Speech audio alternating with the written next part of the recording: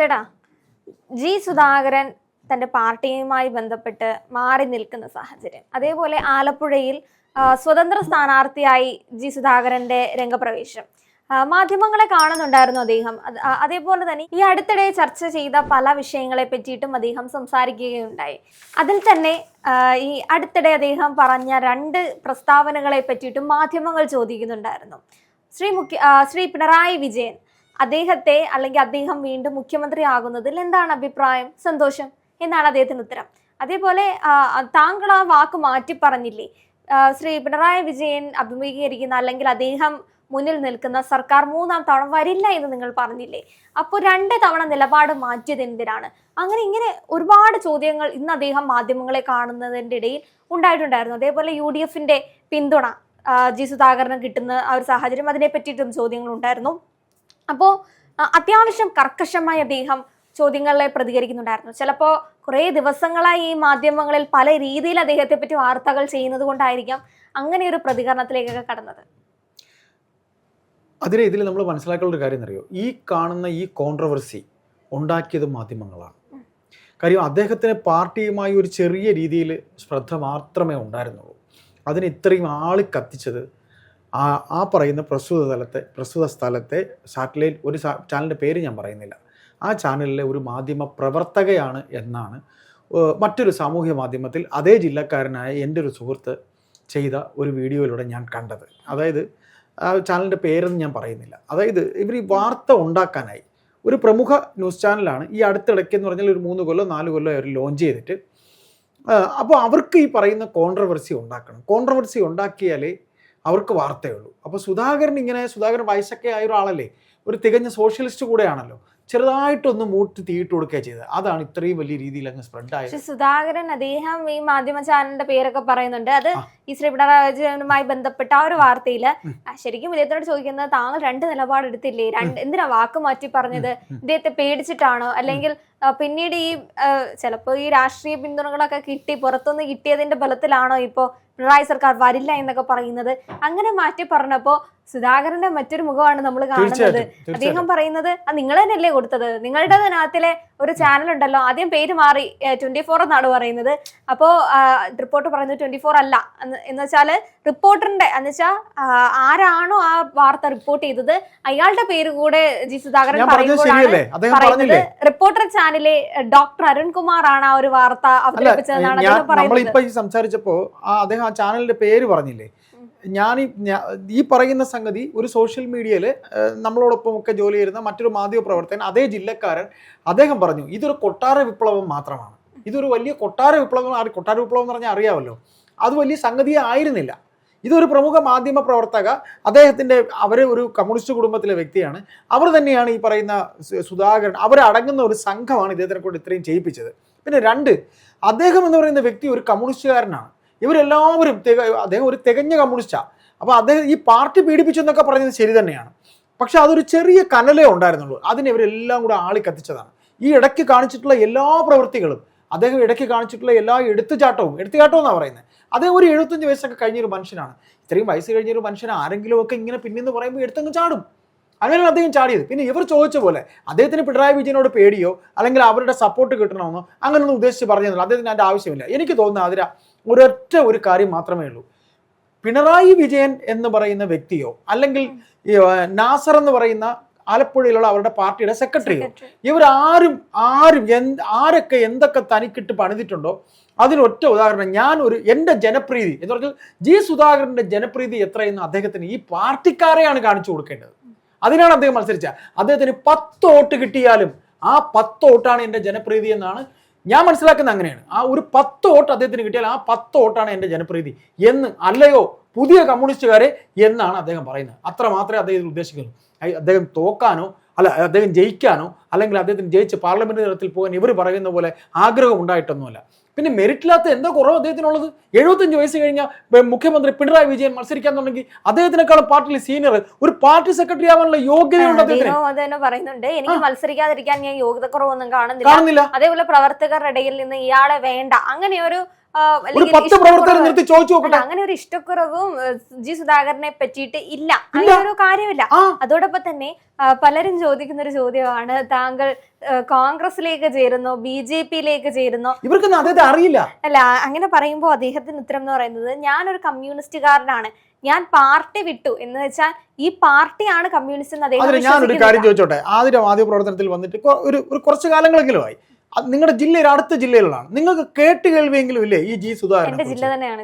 അപ്പൊ ജി സുധാകരനെ കുറിച്ച് കേട്ട് കേൾവിയില്ലേ? വീട്ടിൽ താങ്കളുടെ പിതാവ് പറഞ്ഞു കേട്ടിട്ടില്ലേ? അല്ലെങ്കിൽ വായിച്ചറിവില്ലേ?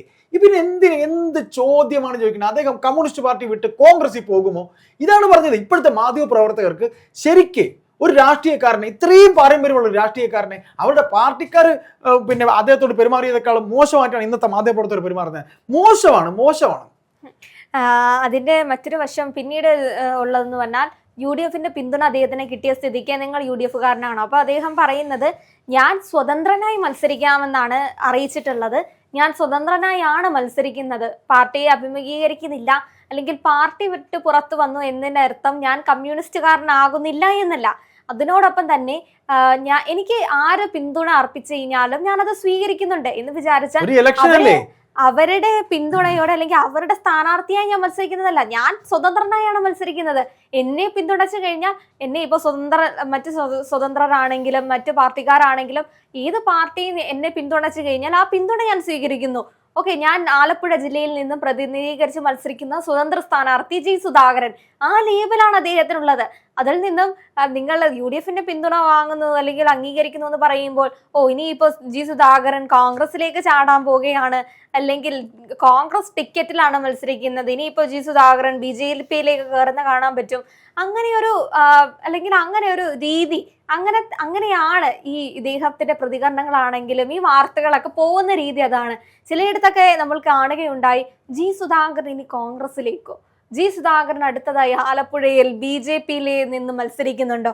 ഇതിനോടൊക്കെയാണെന്ന് തോന്നുന്നു അദ്ദേഹം പ്രതികരിച്ചിട്ടുണ്ടായിരുന്നത്. ഇതൊക്കെ ഇപ്പൊ നേരത്തെ അരുൺകുമാറിന്റെ കാര്യം പറഞ്ഞു, അത് പറഞ്ഞത് ജി സുധാകരൻ തന്നെയായിരുന്നു. എന്റെ ഒരു സംശയം, യഥാർത്ഥ ജേർണലിസം എന്ന് പറഞ്ഞാൽ ഇതാണോ? എനിക്കറിയില്ല. അതിൽ ഈ പറയുന്ന പോലെ കോൺഗ്രസിലേക്കോ അടിസ്ഥാനപരമായിട്ട് അദ്ദേഹം എന്താണെന്ന് മനസ്സിലാക്കുകയാണെങ്കിൽ ഞാൻ പറയട്ടെ, ഈ ദൃശ്യമാധ്യമങ്ങളിലെ തന്നെ സീനിയർ റിപ്പോർട്ടേഴ്സ് അല്ലെങ്കിൽ ആലപ്പുഴയിലെ തന്നെ മറ്റ് പ്രിന്റ് മീഡിയയിലെ റിപ്പോർട്ടേഴ്സ് അവരുടെ അടുത്ത് ഇവർ ചോദിച്ചു നോക്കുന്നത് ഒരൊറ്റ റിപ്പോർട്ടർമാർ പറയില്ല. ഇപ്പം മനോരമയിൽ എൻ്റെ സുഹൃത്തുക്കളായിട്ടുള്ള റിപ്പോർട്ടർമാരുണ്ട്, റോയി കൊട്ടാരച്ചിറ.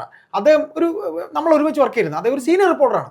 അദ്ദേഹത്തോട് എത്രയോ പ്രാവശ്യം ഞാൻ ചോദിച്ചിട്ടുണ്ട്, നിങ്ങൾ എന്താ ഈ പദാസെ പറയുന്നത്?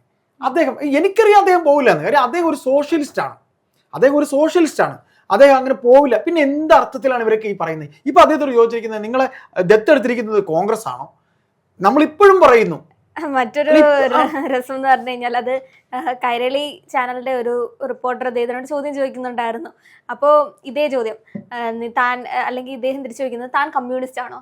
താൻ കമ്മ്യൂണിസ്റ്റ് ആണെന്ന് എനിക്ക് തോന്നുന്നില്ല, തനിക്ക് ജോലി കിട്ടാൻ വേണ്ടി താൻ കൈരളി ചാനലിൽ കയറിയിട്ടുള്ള ഒരു കാര്യമാണ്, അല്ലാതെ താൻ പാർട്ടി അനുഭാവിയോ അല്ലെങ്കിൽ കമ്മ്യൂണിസ്റ്റുകാരനോ അല്ല. ആ ഒരു യോഗ്യത ഉണ്ടെങ്കിൽ മാത്രം താൻ എന്നോട് ഈ ചോദ്യം ചോദിച്ചാൽ മതി. ഞാൻ കമ്മ്യൂണിസ്റ്റുകാരനാണെന്ന് ഞാൻ അടിയുറച്ച് വിശ്വസിക്കുന്ന ഒരാളാണ്. ഈ റിപ്പോർട്ടർ പറയുന്നുണ്ട് ഞാൻ കമ്മ്യൂണിസ്റ്റുകാരനല്ല എന്ന് പറയുമ്പോഴാണ് ഇദ്ദേഹം പറയുന്നത് ഞാൻ കമ്മ്യൂണിസ്റ്റുകാരനാണ്. താൻ ഒരു കമ്മ്യൂണിസ്റ്റുകാരനാണെങ്കിൽ മാത്രം എന്നോട് ഞാൻ കമ്മ്യൂണിസം വിടുന്നുണ്ടോ ഇല്ലയോ എന്ന് മാത്രം ചോദിച്ചാൽ മതി. താൻ പാർട്ടിക്ക് വേണ്ടിയിട്ടോ അല്ലെങ്കിൽ പാർട്ടി അനുഭാവി ആയതുകൊണ്ടോ പാർട്ടി അറിഞ്ഞുകൊണ്ടോ അല്ല കൈരളിയിൽ ഇരിക്കുന്നത്, താൻ ജോലിക്ക് വേണ്ടി മാത്രമാണ് ഇരിക്കുന്നത്. അപ്പൊ പിന്നെ ഇങ്ങനെയൊരു ചോദ്യം എന്തിനെന്നോട് ചോദിച്ചു?